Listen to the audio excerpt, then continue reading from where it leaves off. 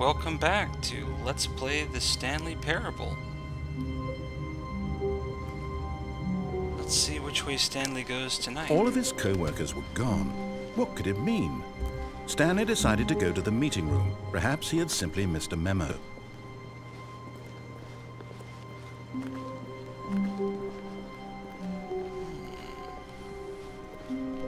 When Stanley came to a set of 2 open doors, he entered the door on his left. Sure.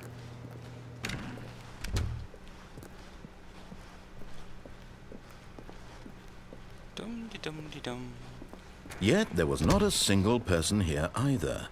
Feeling a wave of disbelief, Stanley decided to go up to his boss's office, hoping he might find an answer there. Unbelievable. I should go to my boss's office. Maybe I'll find an answer there. Coming to a staircase, Stanley walked upstairs to his boss's office. No, I don't think so. I want out of here. But Stanley just couldn't do it. He considered the possibility of facing his boss, admitting he had left his post during work hours. He might be fired for that. And in such a competitive economy, why had he taken that risk? All because he believed everyone had vanished? His boss would think he was crazy.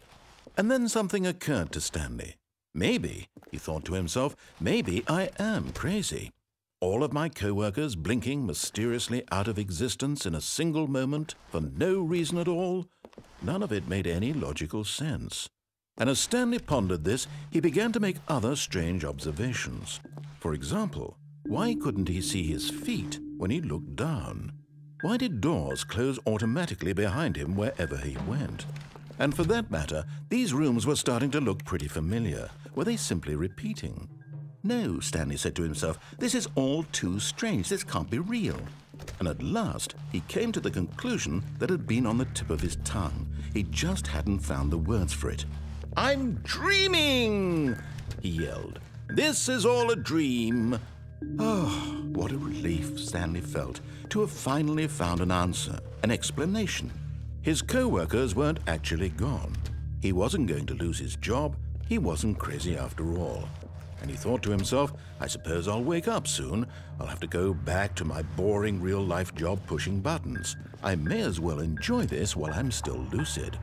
So, he imagined himself flying and began to gently float above the ground. Then he imagined himself soaring through space on a magical starfield, and it too appeared. It was so much fun, and Stanley marveled that he had still not woken up. How was he remaining so lucid? And then perhaps the strangest question of them all entered Stanley's head. One he was amazed he hadn't asked himself sooner. Why is there a voice in my head dictating everything that I'm doing and thinking? Now the voice was describing itself being considered by Stanley, who found it particularly strange. I'm dreaming about a voice describing me, thinking about how it's describing my thoughts, he thought. And while he thought it all very odd and wondered if this voice spoke to all people in their dreams, the truth was that, of course, this was not a dream. How could it be? Was Stanley simply deceiving himself, believing that if he's asleep, he doesn't have to take responsibility for himself? Stanley is as awake right now as he's ever been in his life. Now, hearing the voice speak these words was quite a shock to Stanley. After all, he knew for certain, beyond a doubt, that this was in fact a dream. Did the voice not see him float and make the magical stars just a moment ago? How else would the voice explain all that? This voice was a part of himself too. Surely, if he could just... He would prove it. He would prove that he was in control, that this was a dream. So he closed his eyes gently, and he invited himself to wake up. He felt the cool weight of the blanket on his skin, the press of the mattress on his back, the fresh air of a world outside this one. Let me wake up, he thought to himself. I'm through with this dream. I wish it to be over. Let me go back to my job. Let me continue pushing the buttons. Please, it's all I want. I want my apartment, and my wife, and my job, All I want is my life exactly the way it's always been. My life is normal. I am normal. Everything will be fine. I am okay.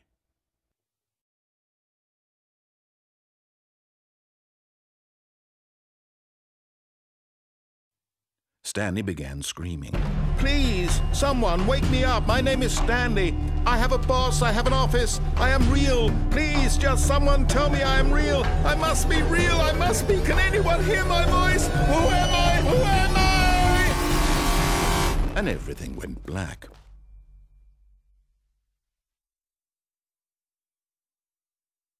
This is the story of a woman named Mariella.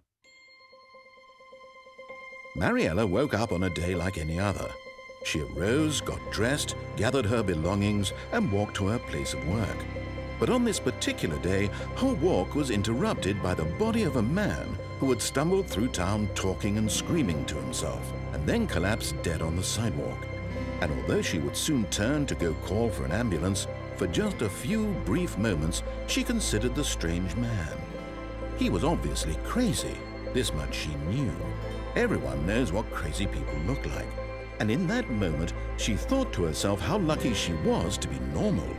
I am sane. I am in control of my mind. I know what is real and what isn't. It was comforting to think this, and in a certain way, seeing this man made her feel better. But then she remembered the meeting she had scheduled for that day. The very important people whose impressions of her would affect her career, and by extension, the rest of her life.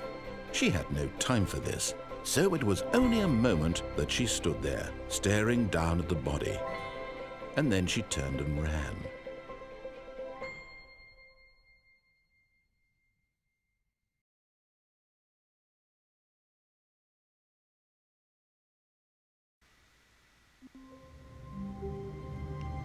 So there you have it, folks. Another attempt to escape the game, thwarted by going in endless circles. Just like always winding up back in the same room every single time. Thanks for watching. We'll see you guys next time.